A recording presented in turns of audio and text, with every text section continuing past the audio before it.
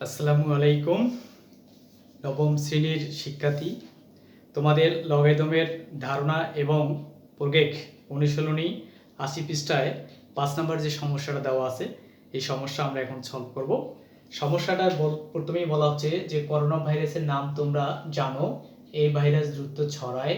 যদি ভাইরাস একজনের থেকে প্রতিদিন ৩ জন ছড়ায়, তবে একজন থেকে এক মাসে মোট কতজন ভাইরাসে আক্রান্ত হবে এবং কতদিনে ১ কোটি মানুষ আক্রান্ত হবে। তাহলে আমরা এখানে দেখতে পাচ্ছি যে আমাদের এখানে দুটি কাজের সমাধান করতে বলা হচ্ছে, যে ১ মাসে মোট কতজন আক্রান্ত হয় আর কতদিনে ১ কোটি আক্রান্ত হবে। তাহলে ১ মাসে লোক সংখ্যা বাইর করতে বলছে আর কতদিনে ১ কোটি লোক আক্রান্ত হবে। মজার ব্যাপার হচ্ছে, লক্ষ্য করো যে প্রারম্ভিক যে শুরুতেই একজন কিন্তু আক্রান্ত হয় এবং একজন থেকে কজন হচ্ছে ৩ জন। তাহলে একদিনে ছড়াবে মোট কতজন? তাহলে ১ যোগ ৩, তাহলে কত হচ্ছে ৪ জন। তাহলে পরবর্তীতে আবার কি হচ্ছে, ৪ গুণন ৩, ৩ 4 12, আগে ছিল ৪, তাহলে কত হচ্ছে ১৬ জন। তাহলে এটা চক্রাকারে কি হচ্ছে, বৃদ্ধি হচ্ছে।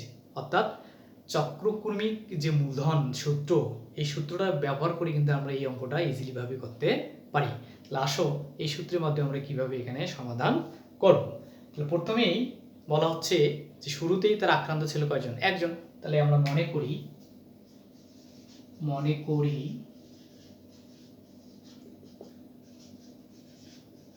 প্রারম্ভিক শুরুতেই আক্রান্তের সংখ্যা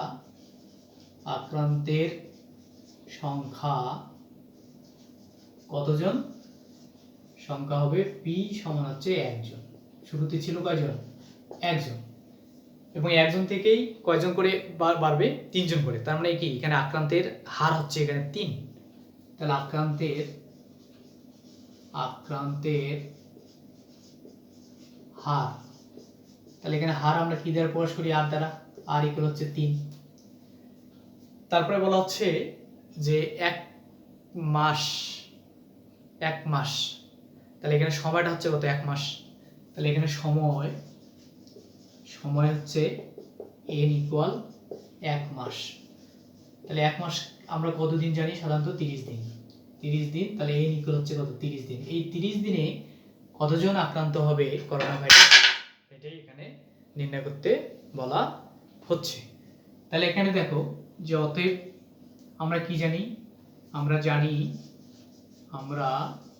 জানি যে চক্রবৃদ্ধির যে মূলধন সূত্র, অর্থাৎ a ইকুয়াল হচ্ছে p into 1 plus r to the power n। তাহলে এখন p সমান কত হচ্ছে? p হচ্ছে এখানে দেখো 1 আর এখানে কত?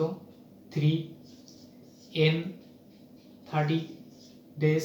তাহলে এখানে হচ্ছে 1 এর যে গুণ করব কত হচ্ছে 4, যোগ করলে 4 30, তাহলে এখানে 4 টু দি পাওয়ার 30। এটা হচ্ছে আমার এই যে 30 দিনে আক্রান্তের হার। তাহলে আমাদের অ্যানসারটা এখানে কি বাইর করতে বলছে? অ্যানসারটা বাইর করতে বলছে যে ১ মাসে মোট কতজন আক্রান্ত হবে। তাহলে লিখতে পারি আমরা যে অতএব ১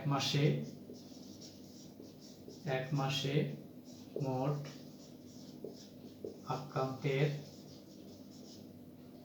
আক্রান্তের সংখ্যা কতজন হবে? 4 টু দি পাওয়ার 30 এতজন। তোমরা এটা ক্যালকুলেটর ব্যবহার করে এর সংখ্যাটা বাইর করতে পারো, অথবা এইভাবে লিখলে আমাদের অ্যানসার হবে। সেকেন্ড যে প্রশ্নটা দেওয়া আছে, বলা হচ্ছে যে কত দিনে ১ কোটি বাড়বে। তাহলে আমাদের এই দিনটাকে ধরে নিতে হবে। তাহলে এখানে মনে করি, সেকেন্ড প্রশ্নটা মনে করি টি সময় পরে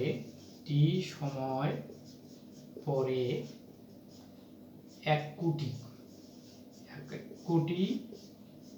লোক করোনা ভাইরাসে আক্রান্ত হবে। করোনা ভাইরাসে আক্রান্ত হবে। তাহলে আমাদের এখানে টিটা কি করতে হবে? বের করতে হবে। তাহলে আমরা এখানে যদি দেখি, দেখো অতএব এ সমান হচ্ছে P into 1 + r to the power হচ্ছে n। এই যে এর মানটা এখানে দেওয়া আছে কত, 1 কোটি। তাহলে 1 কোটিকে আমরা যদি এইভাবে লিখি, একক, দশক, শতক, হাজার, অযুত, লক্ষ, নিযুত, কোটি, 1 2 3 4 5 6 7 8, 1 কোটি। পির মান হচ্ছে এখানে 1, তাহলে 1 + 3, এই এর জায়গায় আমরা বসাবো টি, কারণ টি টাইম পরে। তাহলে বা এটা আমরা লিখি, তাহলে হচ্ছে 2 3 4 5 6 7, তাহলে এখানে হচ্ছে 4 টু দি পাওয়ার টি। এখন লগারিদমের মাধ্যমে যে আমরা জানি, তাহলে টি সমান হচ্ছে কি, এই বেসটা কি হয়ে যাবে, এটা যদি আমরা টি নিয়ে আসি সূত্রের মারফতে, আমাদের হচ্ছে লগ কি হবে বলো, লগ আমাদের যদি নেই, তাহলে লগের সূত্র আমরা ব্যবহার করতে পারবো। সেটা হচ্ছে যে লগ ভিত্তিটা আমাদের কোথায় আসবে, নিচে আসবে। তাহলে আমাদের টি, এই দেখো এখানে হচ্ছে লগ 4 আর 1 কোটিটা যাবে উপরে, 1 2 3 4 5 6 7 8। এটাকে যদি আমরা ক্যালকুলেশন করি, আমি ক্যালকুলেট তো আগে তোমাদের নিয়ম শিখেছি, তাহলে হবে এখানে 11.62 টি সময়, অর্থাৎ টি ইকুয়াল নেয়ারেবল কত হবে, 12। তাহলে অতএব টি সমান হচ্ছে 12। এই 12 দিনে 1 কোটি লোক কি হবে, আক্রান্ত হবে। আশা করি তোমরা অঙ্কটা বুঝতে পেরেছো। তোমরা পেজটাকে ফলো করো এবং পরবর্তী সমস্যাগুলো সমাধানের জন্য তোমরা লাইক এবং কমেন্টস দিয়ে জানাবে।